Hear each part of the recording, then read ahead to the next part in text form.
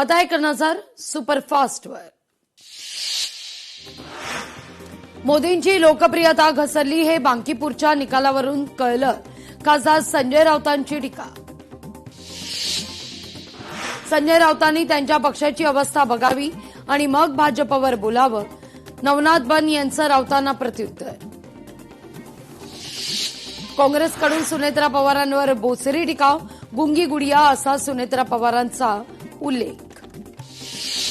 सुनेत्रा पवारांवरील काँग्रेसच्या टिप्पणीवरून राष्ट्रवादी आक्रमक, महिलांचा सन्मान नुसता भाषणातून नाही तर विचारातून दाखवावा, सुरज चव्हाण यांची टीका। काँग्रेससारख्या पक्षाला गुंगी गुडिया म्हणणं अजिबात शोभत नाही। एक महिला उपमुख्यमंत्र्यांबद्दल अशी भाषा वापरणं कदापि शक्य नाही, किंबहुना हे चुकीचं। सामाजिक कार्यकर्ता अंजली दमानी यांची प्रतिक्रिया। नाशिक आणि रायगडचं पालकमंत्रीपद आम्हाला हवंच, रायगडच्या पालकमंत्रीपदावर राष्ट्रवादीचा अधिकार, अनिल पाटील यांचं विधान।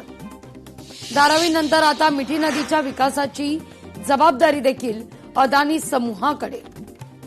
मनी लॉन्ड्रिंग प्रकरणात माजी गृहमंत्री अनिल देशमुखांवर खटला चालवण्याकरता ईडीला राज्यपालांची मंजुरी।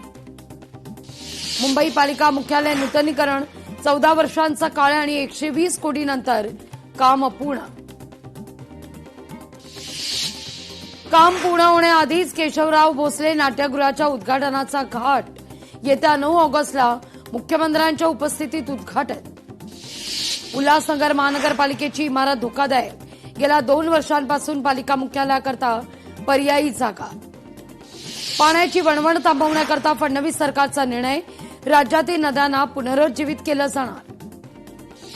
कोल्हापूरमध्ये 300 अवैध गर्भपात करणाऱ्या डॉक्टर चंद्रकांत गायकवाडचं रुग्णालयात विनापरवाना। वाशिमच्या आडोळी ते अडकळी पांदड या रस्त्याची आणि पुलाची दयनीय अवस्था। फुरसुंगीच्या कचरा डेपोत बाधित शेतकऱ्यांना भूसंपादनाची रक्कम न दिल्याचं प्रकरण। कचरा वाहतुकीकरता पुणे महानगरपालिका 250 वाहनं भाडे तत्वावर घेणार। फुरसुंगीतल्या उरईत 500 मेट्रिक टन कचरा प्रकल्प, चिकन वेस्ट प्रकल्पाला सुद्धा विरोध।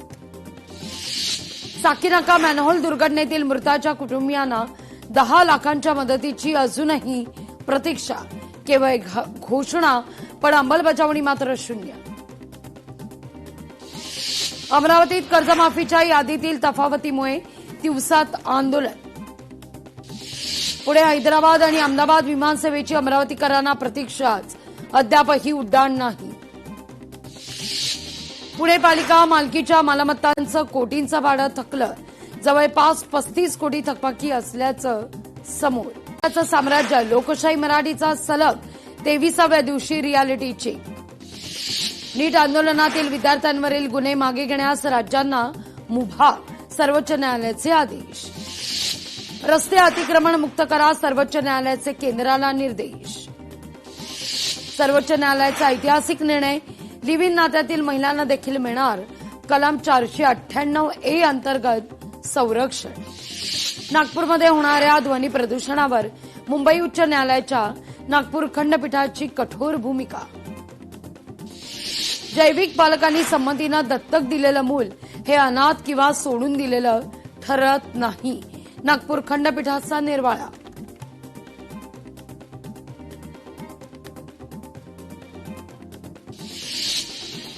एफडीएच्या आदेशानंतर शाळांच्या परिसरात जंक फूड आणि तंबाखूजन्य पदार्थांवरील निर्बंधाची अंमलबजावणी सुरू।